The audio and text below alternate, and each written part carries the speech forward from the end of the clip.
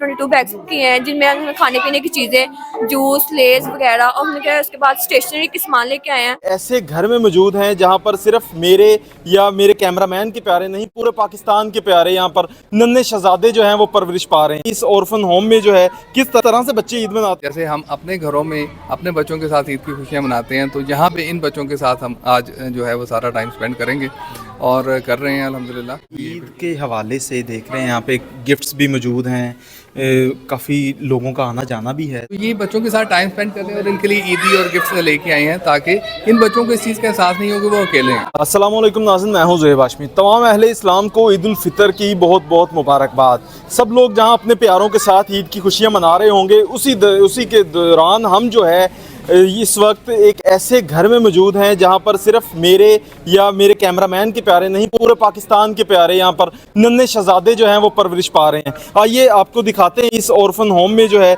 किस तरह से बच्चे ईद मनाते हैं। हमारे साथ जो है यहाँ के जो केयर टेकर हैं, जहाँ के इंचार्ज हैं, वो भी मौजूद होंगे। उनसे बात करेंगे कि ईद के हवाले से क्या क्या तकरीबात यहाँ पर बच्चों के लिए रखी गई हैं, उसके साथ साथ बच्चे ईद किस तरह से मना रहे हैं। सबसे अहम बात यह है कि बच्चे ईद के दिन क्या क्या करते हैं और जिस तरह से हमारे बच्चे जो है घरों में अपनी फैमिलीज़ के साथ वक्त गुजारते हैं, फैमिलीज़ के साथ आउटिंग पे जाते हैं, तो यहाँ पर इन बच्चों के लिए क्या क्या इंतज़ाम किए गए हैं, क्या क्या चीज़ें इनके लिए ईद की सेलिब्रेशंस में रखी गई हैं और उसके बाद क्या क्या पकवान आज के दिन इनको खिलाए जाएंगे, वो तमाम तर तफसील हम देखेंगे। और आज की हम अपनी ईद इन बच्चों के नाम करते हैं। जी अस्सलाम वालेकुम, नफीस साहब मेरे साथ मौजूद हैं। सर कैसे हैं आप? अल्हम्दुलिल्लाह जी, पहले तो बहुत बहुत ईद मुबारक। आप खैर मुबारक जी, आपको भी ईद मुबारक। अल्हम्दुलिल्लाह खैर मुबारक जी। अच्छा सर बताइएगा कि ईद का ये त्यौहार जो है मुसलमानों के लिए एक खुशी का मौका, बहुत बड़ी खुशी का मौका होता है, तो यकीनी तौर पे बच्चे भी जो है वो उसमें अकेला महसूस करते होंगे, घर वालों से दूर हैं, तो फिर किस तरह से चीज़ों को मैनेज करते हैं और क्या क्या इंतज़ाम होते हैं आज के दिन? जी देखें, हमारे पास जो बच्चे हैं आप बेहतर जानते हैं, एक ऑर्फन होम है, तो ऑर्फन होम में किसी की वालदा नहीं है, किसी का वालिद नहीं है, किसी के दोनों ही नहीं है, तो जाहिर है ये किसी के पास नहीं जा सकते ना अभी। तो हमारे पास यहाँ पे रह रहे हैं, हम लोग इनके खाने पीने का अरेंज करते हैं मुखय्यर हज़रात के ताउन से। तो आज जो ईद का मौका है, तो जाहिर है जैसे हम अपने घरों में अपने बच्चों के साथ ईद की खुशियाँ मनाते हैं, तो यहाँ पे इन बच्चों के साथ हम आज जो है वो सारा टाइम स्पेंड करेंगे और कर रहे हैं अल्हम्दुलिल्लाह। और खाने की जैसे आपने बात की कि क्या देखें, रात जैसे जो है इन्होंने कहा जी कि हम चिकन जलफ्रेज़ी खाना चाह रहे हैं, तो वो इनकी फरमाइश पे पकाई गई। हमारे यहाँ पे अल्हम्दुलिल्लाह खाना बहुत अच्छा और मेरी रूटीन में भी दिया जाता है और ये न्यूट्रिशनिस्ट से अप्रूव्ड डाइटरी प्लान इनका हमारे पास है। उससे हट के बच्चों की फरमाइश, ज़ाहिर है बच्चे हैं तो फरमाइशें भी होती हैं, तो बच्चों की फरमाइश के मुताबिक इनका खाना पीना जो है वो भी थोड़ा बहुत उसको हम ऊपर नीचे कर लेते हैं, जैसे मैंने आपको बताया। सर आइए साथ साथ ज़रा हमें इस होम का विज़िट भी करवा दें और साथ साथ हम गुफ्तगू भी जारी रखते हैं। तो खाने के हवाले से आप बात कर रहे थे, तो बताइएगा कि वो फिर खाने का प्लान जो है वो किस तरह से हो रहा होता है? खाने का प्लान देखें, एक तो हमारा है जो ना, मतलब कुक है, कुक हेल्पर है हमारे पास, कुकिंग जो है किचन का स्टाफ है, वो सारी चीज़ें मैनेज करते हैं और प्लान हमारा ऑलरेडी बना होता है और उसमें थोड़ी बहुत अमेंडमेंट कर ली जाती है according to the need, according to their desires के बच्चे हैं, जाहिर है इनकी फरमाइशें भी साथ में लेके चलनी होती हैं। तो आज जैसे ईद का दिन है तो घरों में जैसे पकवान बनाए जाते हैं तो उसी तरह इनके लिए भी बनाए जा रहे हैं। अभी बच्चों ने सवैयाँ खाई हैं सुबह, तो अभी खेल रहे हैं, इसके बाद खाना तैयार हो रहा है तो इंशाल्लाह। अच्छा ये मेन इंटरेस्ट है, हम यहाँ से अंदर इंटर हो गए, ये दो रूम्स हमें यहाँ पे नज़र आ रहे हैं, ज़रा ये बता दीजिएगा। एक तो ऑफिस है, ये बिल्कुल ये मेन ऑफिस है, एडमिनिस्ट्रेशन ऑफिस है, और ये जो है इस तरफ से हमने लॉक किया हुआ है, ये एक्चुअली जो है इनका डाइनिंग हॉल है। ओके। ये हमारा जो है वो टीवी लॉन कह लें और ओपन एरिया है, यहाँ पे बच्चे जो हैं साथ ही साथ जो मतलब यहाँ पे खेलते भी हैं और ट्यूशन क्लासेस भी यहाँ पे चलती हैं इनकी, टीवी भी देखते हैं, टीवी लान है, तो साथ ही साथ जो है नाजरा की क्लास शाम को होती है इनकी, तो वो अच्छा ईद के हवाले से देख रहे हैं यहाँ पे गिफ्ट्स भी मौजूद हैं, काफ़ी लोगों का आना जाना भी है, तो उस हवाले से ज़रा बताइएगा कि क्या अमूमन दिनों में भी इसी तरह से यहाँ पे रश होता है या फिर सिर्फ ईद के दिन का करके लोग जो हैं इन बच्चों से मुलाकात करने के लिए आते हैं? जी अमूमी तौर पे आते हैं लोग, लेकिन ईद के दिन तो स्पेसिफिकली जो है ना वो मतलब जाहिर है ईद की खुशियाँ हैं तो इनके साथ लोग अब जो है वो शेयर करने के लिए आए हैं और नो डाउट ये जज्बा होना चाहिए। जैसे हमारे पास ये यूनिवर्सिटी से स्टूडेंट्स आए हैं तो ये बच्चों के साथ टाइम स्पेंड कर रहे हैं और इनके लिए ईदी और गिफ्ट्स लेके आए हैं ताकि इन बच्चों को इस चीज़ का एहसास नहीं हो कि वो अकेले हैं। जैसे हम लोग हमारे बच्चे हैं, हम उनको लेके जाते हैं कहीं ना कहीं, या हमारे घरों में बाकी रिश्तेदार आ रहे होते हैं, तो इनका तो कोई नहीं है ना यहाँ पे, तो इन लोगों के साथ जो है सारे यकजहती के लिए और इनके साथ अच्छा टाइम स्पेंड करने के लिए ये लोग आए हैं। अच्छा सर, बेडरूम की तरफ चलते हैं ज़रा। एक बेडरूम हम देखते हैं बच्चे किस तरह से यहाँ पे जो है वो रहते हैं, और एक रूम में कितने बच्चों की तादाद है, और ओवरऑल आपके पास इस ऑर्फन में कितने बच्चे मौजूद हैं? जी, ऑर्फनेज में टोटल 22 किड्स हैं अभी हमारे पास। और जो इस वक्त जो मतलब रूम्स हैं, रूम्स कैपेसिटी वाइज डिफरेंट है। मतलब हमारे पास हमने इनको एज से वाइज सेग्रीगेशन इनकी की है। जैसे इस रूम में जिसमें हम इस वक्त मौजूद हैं, तो यहाँ पे हमारे पास 8 लोगों की कैपेसिटी है। इसमें एक इनकी फोस्टर मॉम यहाँ पे होती हैं, और बाकी जो 6 लोग हैं वो 7 लोग जो हैं वो यहाँ पे जो मतलब बच्चे यहाँ पे रहते हैं। सबसे छोटे जो मतलब 5 साल से लेके तो 7 साल की उम्र तक के बच्चे इस रूम में होते हैं। इसी तरह 7 साल का कमरा है तो उसमें कंपैरेटिवली एक बड़ा सेगमेंट है जो मतलब 7 साल से ऊपर हैं और 9 साल से कम है। और 9 साल से लेके 12 साल की उम्र तक के बच्चे, आखिरी वाला जो रूम है ऊपर, उसमें टोटल कितने बच्चे हैं आपके पास? 22 हैं इस वक्त। 22 बच्चों को मैनेज करना इजीली हो जाता है खुद के? कितने लोगों की टीम आपके पास मौजूद है? देखिए, हर काम के लिए ना अलग अलग एक बंदा मुख्तस है। सबसे पहले तो ये कि जैसे अगर आप रूटीन की बात करें, जैसे मैंने आपको बताया फोस्टर मोमेंट के साथ रात को रुकती हैं, और साथ में जो है गार्ड यहाँ पे बिल्डिंग में मौजूद होते हैं। उसके बाद सुबह जब उन्होंने बच्चों ने उठना है तो जो किचन का स्टाफ इनके साथ इंगेज होता है, जिन्होंने इनको नाश्ता बना के देना है। फिर उसके बाद इन्होंने स्कूल चले जाना है, स्कूल से वापस आते हैं तो फिर किचन का स्टाफ इनके साथ इंगेज है। फिर उसके बाद ट्यूटर आती हैं, ट्यूटर इनको जो है डायरी वर्क इनका करवा के जाती हैं। ट्यूटर के जाने के बाद खेलते हैं। खेलते वक्त भी हमने इनके साथ गार्ड को डिप्यूट किया होता है ताकि किसी किस्म की डिस्प्यूट अगर आती है बच्चों के दरमियान तो उसको हम सॉल्व करवा सकें। और इसी तरह से बच्चे, अगर जाहिर है खेल में चोट लगने का भी डर होता है, छोटे हैं बच्चे, तो उनको लुक आफ्टर करने के लिए हमने उसको इंगेज किया होता है। इसी तरह कारी साहब भी आते हैं उनको पढ़ाने के लिए। तो इस तरह से हर एक, इसी तरह स्वीपर है यहाँ पे, वॉशिंग के लिए, लॉन्ड्री के लिए औरत आती है। तो ये सारे इस तरह से स्टाफ मिलकर इस चीज़ों को मैनेज करते हैं। बच्चे जो है वैसे निस्बतन जो है ज़्यादा सेंसिटिव होते हैं, तो उस हवाले से इनको किस तरह मैनेज किया जाता है? कभी ऐसी सिचुएशन भी बनी कि बच्चे बहुत ज़्यादा अफसुर्दा हो गए कि आज त्यौहार का दिन है और जिस तरह आम बच्चों की तरह हम सेलिब्रेट नहीं कर सकते, तो फिर उस चीज़ को किस तरह से टैकल करते हैं? जी बिल्कुल, ये चीज़ें फीलिंग आती हैं। कुछ बच्चे याद करते हैं इन चीज़ों को, अपने प्यारों को याद करते हैं, फादर को याद करते हैं। आज सुबह एक बच्चा कह रहा था कि आपने हमें अपने फादर से ज़्यादा प्यार दिया, लेकिन वेरी नेक्स्ट स्टेटमेंट उसकी ये थी कि लेकिन फिर भी बाप तो बाप होता है। ये उसके अल्फाज थे और ये अल्फाज चीर गए मुझे। इसमें कोई शक नहीं है, हम जितना भी प्यार दे दें हम वो कमी को तो पूरा नहीं कर सकते। तो मैं सबसे पहले तो यही बात करूंगा कि ये कमी हम पूरी नहीं कर सकते, कोई भी नहीं कर सकता, कोई इंसान नहीं कर सकता। आपका रिप्लेसमेंट मैं नहीं हो सकता, मेरा आप नहीं हो सकते। तो इस तरह से रिप्लेसमेंट तो कोई नहीं है, लेकिन उस दर्द को, एहसास को कम करने की कोशिश की जाती है। उसमें अफेक्शन है, जैसे हमने बताया कि फोस्टर मोम है, हम यहाँ पे मेल स्टाफ भी रख सकते थे, लेकिन हमने ज़्यादातर फीमेल स्टाफ रखा है कि जिस उसमें इमोशंस, और आपको पता है कि थोड़ा सा वो इमोशनली बच्चों को अच्छे तरीके से टैकल कर सकती हैं, इसलिए फीमेल स्टाफ को हमने ज़्यादा हायर किया।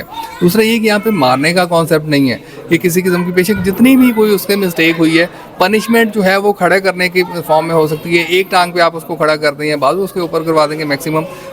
आप अपने बच्चों को शायद घर में शायद को थप्पड़ लगा देंगे, लेकिन यहाँ पे इस किस्म का कॉन्सेप्ट नहीं है। तो इस किस्म की काविशें की जाती हैं कि इनको इस चीज़ का एहसास नहीं होने दिया जाए।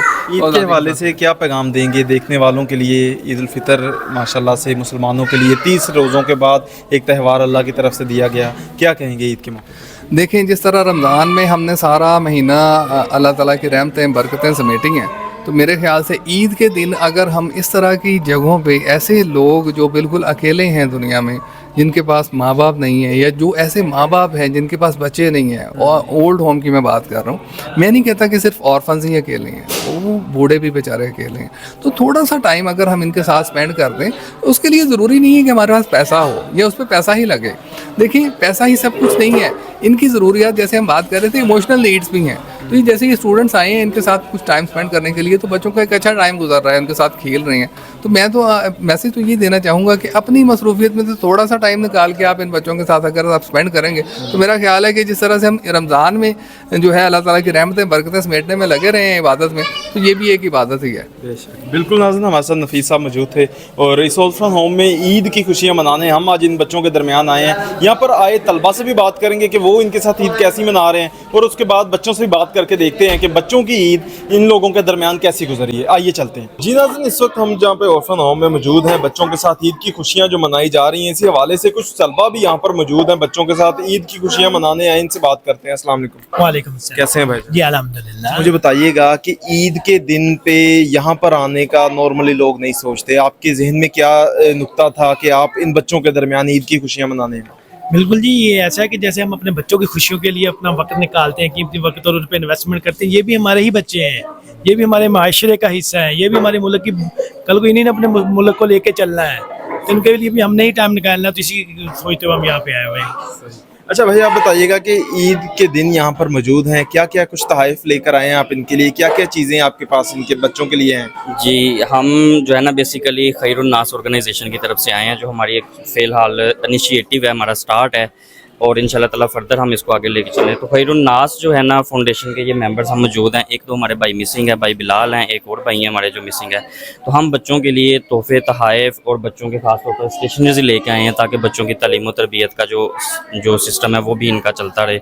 और इस तरह बच्चों के लिए ईदी लेकर आए हैं, बच्चों के लिए खाने पीने की जो बच्चों की चीज़ें होती हैं वो उनके लिए लेके आए हैं, ताकि ये बच्चे भी उसी तरह अपने आप को खुश महसूस कर सकें, उसी तरह अपने आप को महसूस कर सकें जैसे घर में बच्चे महसूस करते हैं। जी। अच्छा, आप बताइएगा मैम, कैसा लग रहा है बच्चों के दरमियान ईद की खुशियाँ मनाते हुए? जी, जैसे कि हमने बताया कि हमारे एनजी का नाम है खैरुन नास है, जो हमने आपसे सल्लम की हदीस से लिया कि जिसका मेन मतलब उसका मीनिंग ही ये है कि हम में से बेहतरीन शख्स वो है जो दूसरों को फ़ायदा पहुंचाए। तो जैसे ये ईद का मौका है, हम लोगों का मेन मोटिव भी दूसरों को फ़ायदा पहुंचाना। जैसे ये हमारे माशरे का हिस्सा है, सबसे प्यारे और सबसे अच्छे ये क्यूट से बच्चे होते हैं। हम लोग इनको, अगर हम लोग इनको खुशी प्रोवाइड करेंगे तो हमें भी अल्टीमेटली हमें भी होगी। तो इसीलिए हम लोगों ने सोचा कि क्यों ना इस दफ़ा ईद के मौके पर हम लोग छोटे बच्चों को देखें और ऑर्फनेज का विजिट करें और उनको खुशियाँ प्रोवाइड करें। और हम लोगों ने इनके लिए गिफ्ट बैग लेके आए हैं, इनकी जरूरत का सामान लेके आए हैं।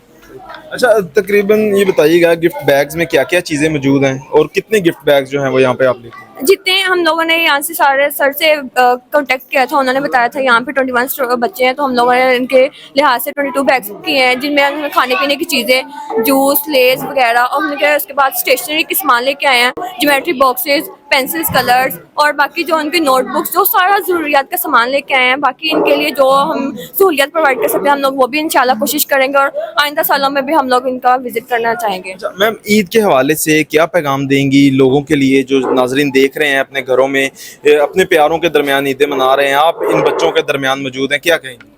मैं सबको यही कहूँगी कि जैसे सब लोग अपने बच्चों के लिए कपड़े वगैरह खरीदते हैं, पहले इन बच्चों का भी ख्याल रखें, ये भी हमारे ही माशरे का हिस्सा है। बेशक इनके वालिदैन नहीं है तो यतीम की कफ़ालत, आप सल्लल्लाहु अलैहि वसल्लम ने कहा जो यतीम की कफ़ालत करेगा कि वो उस क़यामत के दिन एंड पे मेरे साथ खड़ा होगा। तो हमें चाहिए कि अपनी जब जैसे दूसरे बच्चे अपने बच्चों की शॉपिंग करते हैं तो पहले इन बच्चों का भी सोचें, तो अपने एहतियात वगैरह ज़्यादा देने चाहिए, ताकि हम लोग ऐसे बच्चों के बारे में भी कुछ सोच सकें। बिल्कुल नाज़रीन, हमारे साथ तलबा मौजूद थे जो कि ऑर्फन होम में आए और यहाँ पर बच्चों के साथ ईद मनाने के लिए यहाँ पर मौजूद हैं। कुछ तोहफ़े भी इनके पास थे जिन्हें बच्चे देख के बहुत खुश हुए। आइए मज़ीद ऑर्फन होम में क्या क्या आज की जो दिन के हवाले से तकरीबात हैं उस हवाले से मज़ीद आपको दिखाते हैं। जी नाज़रीन, इस वक्त हम नन्हे शहज़ादों के दरमियान मौजूद हैं जो कि अपनी ईद के दिन भी जो है वो कंप्यूटर गेम्स खेलने में मसरूफ़ हैं। तो ज़रा इनसे 2-4 मिनट हमने लिए हैं इनके कीमती वक्त में से, ताकि ये किस तरह से ईद मना रहे हैं ये आपको दिखाई जा सके। अस्सलाम वालेकुम। वालेकुम अस्सलाम। नाम क्या है आपका? मोहम्मद सुफियान। अच्छा सुफियान साहब, मुझे ये बताएं कि ईद कैसी गुजर रही है? बहुत अच्छी। क्या क्या किया सारा दिन? खेले हो दोस्तों के साथ? यस। कौन सी गेम्स खेली हैं? फुटबॉल। अच्छा, और दोस्तों के साथ कोई बातचीत हुई सुबह से कुछ के सिर्फ कंप्यूटर पे बैठे हो? नहीं, बातचीत भी हुई थी दोस्तों। अच्छा, चले मेरे साथ और भी बच्चे मौजूद हैं, उनसे बात करते हैं। अस्सलाम वालेकुम। वालेकुम सलाम। क्या नाम है आपका? My name is Mohammad अलियान। अच्छा अलियान साहब, आप बताएं कि आपने सुबह से क्या किया, ईद कैसी गुजरी है आपकी? बहुत अच्छी गुजर रही। मैं खेला कूदा, दोस्तों के साथ बात की और बाहर घूमने गए, हम बहुत पार्टी की। अच्छा, और यहाँ पे जो है टीचर्स के साथ जो सब यहाँ पे मौजूद हैं उनके साथ कैसा ईद का दिन जो है वो गुजरता है, कैसे रोज़ गुजरते हैं आप? माशाल्लाह बहुत अच्छा गुजरता है। टीचर्स अच्छे हैं? यस। अच्छा मुझे ये बताएं कि रोज़े रखे हैं आपने? यस। सारे रखे हैं? 5 छोटे। अच्छा 5 छोड़े हैं, वो क्यों छोड़े? वो मेरे वैसे ही नहीं रखे थे, एक टूट गया था। ठीक है जी, वैसे ही नहीं रखे थे। आइए इस तरफ बात करते हैं। अस्सलाम वालेकुम। वालेकुम कैसे हैं आप? अल्हम्दुलिल्लाह। ठीक है, हाँ जी, खुश लग रहे हैं मुझे। हाँ जी, ईद का दिन कैसा गुजरा है? बहुत अच्छा है, बहुत ज़्यादा अच्छा गुजरा कि बस अच्छा गुजरा? बहुत अच्छा गुजरा है। अच्छा, मुझे बताओ कि कंप्यूटर लैब में इस वक्त मौजूद हो, गेम्स खेल रहे थे, इससे पहले क्या क्या एक्टिविटीज़ की? मैंने फुटबॉल भी खेला, पिंग पर झूला भी लिया, अपना कमरा भी रेडी किया, हम खेले भी, पकड़न पकड़ाई भी हमने खेला, हमने और फुटबॉल भी खेला और हमें बहुत मज़ा आ रहा है ईद आज। अच्छा अच्छा, ये तो हो गए ईद के दिन की रूटीन। आम दिनों में क्या रूटीन रहती है आपके यहाँ पे? हम सबसे पहले सुबह उठकर हम नमाज़ पढ़ते हैं फजर की नमाज के बाद हम सो जाते हैं, फिर कुछ टाइम हो उसके बाद 7 बजे उठ के स्कूल की तैयारी करते हैं, 8 बजे हम स्कूल जाते हैं, स्कूल के बाद हम चल जाते हैं उधर,